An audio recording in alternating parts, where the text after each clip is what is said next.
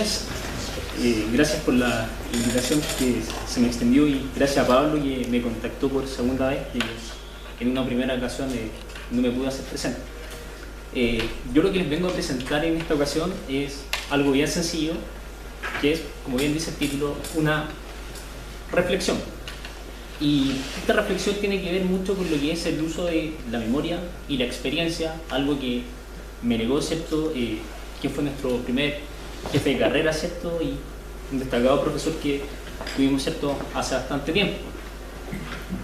Y bueno, más que nada también, gracias, es una deuda que vengo a pagarle aquí, ¿cierto?, a mi guía de tesis, el profesor José Antonio Ramírez, con quien tengo una deuda intelectual bastante grande. La ausencia del héroe, una reflexión a partir de una conversación en el patio del Patacal. En esta oportunidad tengo el placer de poder aburrirlos con un tema que me apasiona bastante, y al parecer solo a mí, y es el de las Fuerzas Armadas. Desde el año 2011 he venido desarrollando lo que yo percibía como una simple inquietud, y que don Nelson Castro en una ocasión me hizo abrir los ojos diciéndome que en mis manos tenía un problema histórico y que he venido tímidamente comprendiendo y desarrollando a través del tiempo. Ya podrán apreciar que les vengo a hablar de héroes, y ustedes bien estarán en contra de una historia que hable de aquellos que han sido esculpidos en bronce y mármol en nuestras principales plazas públicas, lo que me lleva a recordar a mi estimado profesor Itamar Olivares, cuando nos contaba una anécdota de que tenía un profesor que les decía que para aprender historia de Chile debían conocer todas las leyendas inscritas en todos los monumentos en las plazas públicas. Pues bien, vengo a hablar del héroe clásico chileno, aquel de uniforme y sable que tantas horas ocupó a los historiadores decimonónicos y que conforman, ¿cierto?, nuestro imaginario nacional. Sin embargo, notarán que el título de mi tema habla de la ausencia de aquel sujeto histórico, y es aquí donde comienza esta breve presentación. En 2015 tuve la oportunidad de estudiar Historia Militar en la Escuela Militar, institución formadora de los oficiales del Ejército.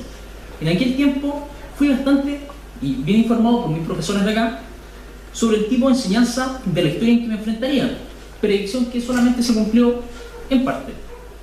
De ello podría destacar el fuerte contraste de docentes, desde un coronel ex boina negra y doctor en historia por la Universidad de Santiago, hasta profesores con una marcada militancia política de izquierda, como Marisol Videla Lara, una de las tantas parejas del famoso historiador Leonardo León.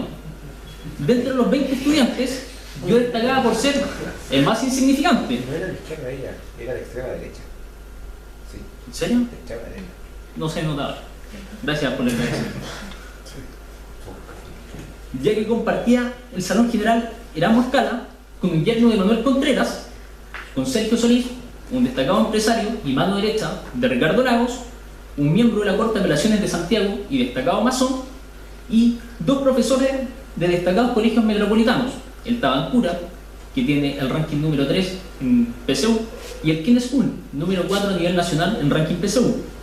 En este contexto se desarrolla mi reflexión, una conversación de despedida con el profesor de aquel 22 de octubre de 2015 en un ya oscuro patio del Patacal, espacio de genuflexión de la escuela donde pude experimentar la hierofonía o manifestación de lo sagrado, aquello de lo que ya hablaba el desaparecido profesor de literatura e ideologías Hernán Vidal en su desconocida obra Mitología Militar Chilena. Había finalizado la clase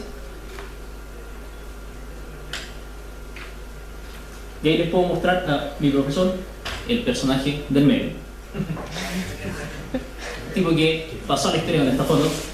Había finalizado la clase después de acaloradas discusiones entre carrerinos, donde destacaban 3 académicos de la Universidad Técnica Federico Santa María, o'higginistas y un asumido realista, que era el profesor del Opus Dei del Tabancura. Su objetivo, o el objetivo de la clase, era estudiar los primeros esfuerzos militares de las patrias bobas o las patrias viejas durante la independencia. Salía de clase bastante satisfecho, pero apresurado a tomar el metro y luego embarcarme a Viña del Mar. Eran cerca de las 9:30 y estaba contra el reloj. Sin embargo, tomé la iniciativa de quedarme y hablar con el profesor. Su nombre era Ramón Bascurgaete, un viejo coronel que hace más de 2 décadas había dejado las filas de la institución tras cumplir fielmente la última misión que le encomendó su general. Dirigí la escuela de suboficiales, formadora del personal de ejército en los primeros años de aquella democracia tutelada. Bascour había sido probablemente el hombre más fiel, edecán del capitán general desde 1985 hasta aquel 11 de marzo de 1990, ocasión en que desenfundó su arma de servicio cuando su jefe era apedreado en las afueras del Congreso, y a quien podemos ver, ¿cierto?, en la imagen. Bascour era un personaje imponente, no solo por su físico, sino por su oratoria, y quien realizaba una perfecta codocencia con la profesora Marisol Videla. Yo era llamado cariñosamente por mis viejos compañeros el jovencito irreverente, y aprovechándome la buena llegada que tenía, era animado por Jorge Miranda, un alto funcionario de la Caja de los Andes, para hacer preguntas incómodas a nuestros profesores de uniforme. Sin embargo, en aquella ocasión solo quería resolver dudas.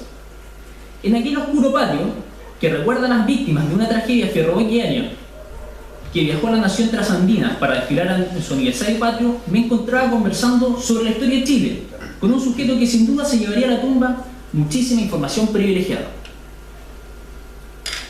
La conversación giraba en torno a la interpretación de los héroes de antaño, aquellos forjadores de la nación y su sentido en el presente. Yo, fiel a mi escepticismo, hacía ver a este viejo profesor que no existían los héroes, que era una construcción histórica con fines puramente ideológicos. Él, por su parte, me hablaba de Rodríguez, Carrera y O'Higgins, de que a pesar de sus fuertes diferencias, poseían virtudes, aquellas que habían descollado por sobre sus contemporáneos. Yo rebatía la veracidad de la hazaña atribuida al mítico guerrillero y le hacía ver la carencia de dotes militares de Bernardo O'Higgins. Mientras conversaba con él, pensaba en lo real de aquella situación. Recordaba que en el mismo patio se realizaron las primeras misas para la Junta de Gobierno oficiadas por el oscuro vicario general castrense, Francisco Guillermo Stock, quien en el campo de prisioneros de Chacabuco hacía rezar a los detenidos por el alma de los militares chilenos. Pensaba que me encontraba frente a quien sin duda tenía muchas respuestas para cientos de familias, y yo lo único que estaba buscando era comprender un poco más de los héroes. Posiblemente la culpa está en mi ADN, desciendo de una familia que sirvió por 5 generaciones en la Armada de Chile, efectivamente desde 1879 hasta el presente. Me crié en casa de mis abuelos paternos y recibí aquella primera educación de parte de mi abuelo paterno, Pedro, quien sale en la foto, quien me acompaña, quien por cierto mañana cumple 99 años. Era precisamente el culpable. Desde que tengo memoria me enseñó historia, al menos aquella que él mismo me confidenció que entendía como tal, y es el registro de la vida de nuestro país, aquel formado precisamente por héroes militares.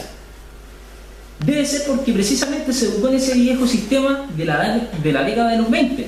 Ingresó al ejército en 1937 a uno de esos regimientos gloriosos, el número 4 de caballería, de la vieja caballería, la montada, la misma que se batió en Chacabuco, Maipú, Chorrillos, Miraflores, incluso en Concón y Placilla. Es, al parecer, el único militar vivo que le haya rendido honores al León de Tarapacá cuando era presidente, y según me cuenta, estaba rodeado de sus carabineros, ya que sentía repulsión por los militares. En aquellos años de su juventud, incluso pudo estrechar la mano de los gloriosos veteranos, y que según él, de gloriosos no tenían nada, ya que eran verdaderos indigentes. Aburrido la monótona vida militar en aquellos años en que el ejército fue disciplinado y motivado por un profundo sentido social, militó en el no menos glorioso Partido Comunista de Chile, siendo secretario del poderoso sindicato carpintero y ramos similares en Resistencia de Viña del Mar. Es el penúltimo, ¿cierto? Ahí es su lado derecho. Pero luego, y ya casi bordeando las 3 décadas, volvió a adoptar la carrera de armas, esta vez en la Marina, por casi 30 años. Puede ser que todas aquellas experiencias y una parte no menor de imaginación, sumado a mi crianza bajo su supervisión, hayan causado mi necesidad de consumo por la historia. Sin olvidar aquella crisis de identidad que pueden observar en él, posiblemente yo la heredé y me la recordaba constantemente un profesor que se desempeñaba aquí en las prácticas profesionales y que ya no se encuentra. Volviendo al patio del Patacal, el profesor Bascour, tomándome de una mano, me felicitaba por mi curiosidad y mi pasión por la historia. Me animaba a no perder jamás aquel interés por la historia, y si era posible, que contribuyera como él lo hacía desde su residencia en San Pedro de Atacama, donde hace patria con el caballo chileno y lucha contra la usurpación de aguas que realizan las grandes empresas.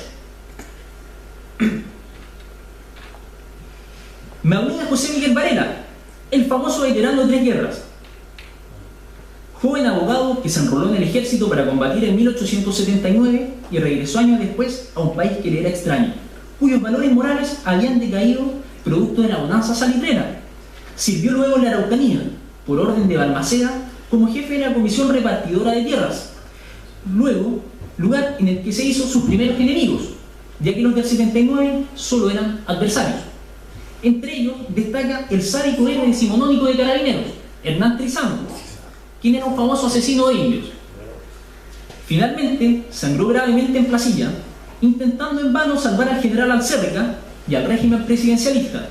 Este episodio dejó en él una herida de por vida, aquel dolor de casta herida, humillada y usada, que bien supo interpretar a contrapelo el fallecido Hernán Vidal. Un tufillo similar a aquel dolor se evidenciaba en las palabras de Bascur.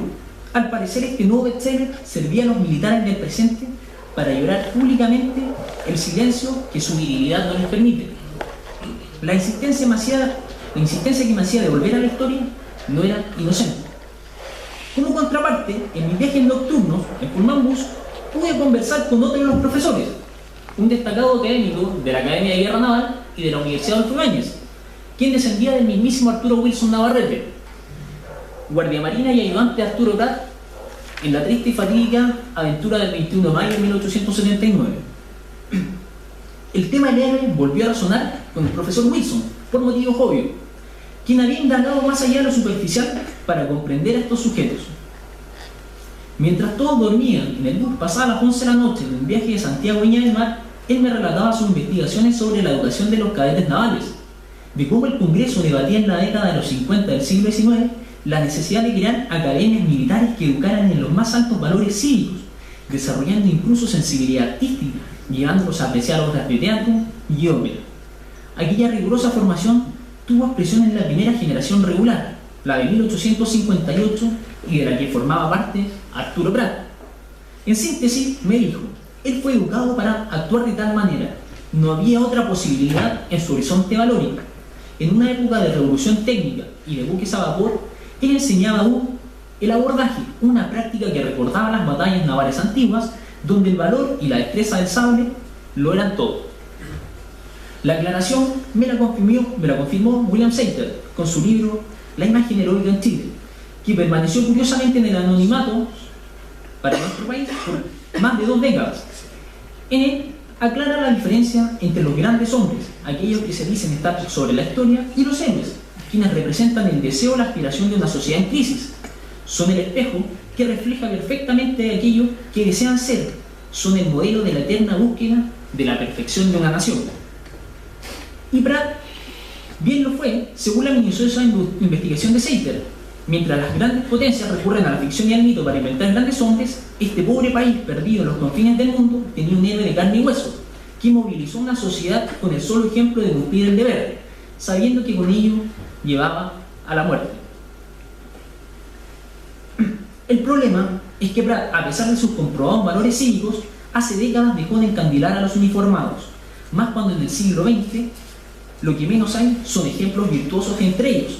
Solo Carabineros cuenta con uno, el teniente Merino, caído en la laguna del desierto en 1965. El apretón de manos, que parecía no tener fin aquella noche de octubre, logró adquirir un significado con el tiempo y gracias a la impagable paciencia de mi maestro José Antonio, quien mientras era aburrido por un monólogo similar a este, me preguntó: ¿qué pretendes comprobar? El historiador Steve Stern nos vino a ayudar nuevamente. La conversación en que yo había forzado a tocar aquellos episodios grises sobre los héroes, sin duda, había abierto la posición tan sólida del viejo militar en defender educadamente a su casta. Esa insistencia de ir al pasado era posiblemente por la carencia de referentes heroicos en el presente, y él mismo era consciente de ello. Creo que todos sabemos, ¿cierto?, la situación en que se encuentra esta carta. Su reclusión en San Pedro de Atacama hace 2 décadas me fue iluminada cuando devoraba, tras resistirme a leer por 2 años, el famoso veterano de 3 guerras. Aquel soldado visitó aquellas tierras en 1879 y experimentó la sabiduría ancestral de manos de un anciano indígena, quien lo había invitado a adorar al pueblo de arriba, en el volcán Licancamo. En aquella ocasión, La manifestación que sufrió y aprendió bebiendo chicha de maíz le permitió sobreponerse a los horrores que lo esperaban en su carrera de armas. Ambos, después de enfrentar las guerras de sus propios tiempos, el 79 y el profesor, el 73, se impusieron el ostracismo, pero jamás dejaron de apelar a la historia. ¿Qué comprobé, estimado profesor José Antonio? Que ese apretón de mano, más que intentar convencerme, era un proceso de autoconvencimiento. Él mismo probablemente saldaba una cuenta con su historia a través de mí. No olvidemos que nos encontramos ante una escuela cuya máxima dice: en esta academia está basado el porvenir del ejército, y sobre ese ejército la grandeza de Chile. Una grandeza que está en dudas, si es que no en deuda. Por mi parte, comencé a cazar esos fantasmas que me perseguían y su pregunta seguía rondando: ¿qué pretendía comprobar? En una ocasión les puse, durante mi monólogo, algo que me rondaba: un proceso de tortura. Un marino golpeaba embrutecido a un extremista, que resultó ser un oficial de carabineros acusado de comunista. El interrogador era un personaje conocido por nosotros, y que curiosamente había sido honrado por la Medalla del Valor en 1971 por sus reiterados salvatajes en el mar. Con el tiempo me armé de valor y quise saber el final de esta historia, aquella que la memoria en un momento le jugó una mala pasada al testigo por su avanzada edad. Que comprobé, la oposición a bestial abuso repercutió en el funcionario, quien solo fue alejado de la institución en respeto a su larga trayectoria. Ese hombre es mi abuelo.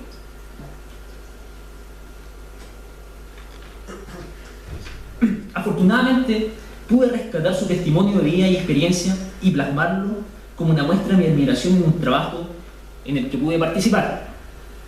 ¿Qué lección aprendí? Que no necesito recurrir al pasado ni al mito, como otros en busca de un héroe. El ejemplo lo tengo en mi familia. Un capellán naval decía en los turbulentos momentos en que Ibáñez dejaba el poder en 1931: el culto a los héroes de la patria es deber primordial de todo ciudadano, es deber de gratitud, pues ellos hicieron por la patria el sacrificio de bienestar y de la vida, y le consagraron la existencia entera y la engrandecieron. Ellos señalaron el camino que debía el ciudadano y con sus hazañas nos dijeron: haz tú otro tanto. Como profesor de historia y como aspirante oficial del Ejército de Chile, me corresponde hacer mi parte. Cuando terminaba mis estudios de historia militar en la escuela, crucé palabras con Roberto Arancilla Clavel, hermano del famoso agente de la DINA. Y él me dijo, y encontraba que era una ocasión propicia de que las nuevas generaciones recuperaran el sentido de los militares, ser los 1000 ciudadanos que se abocaban a la defensa de la ciudad. Muchas gracias.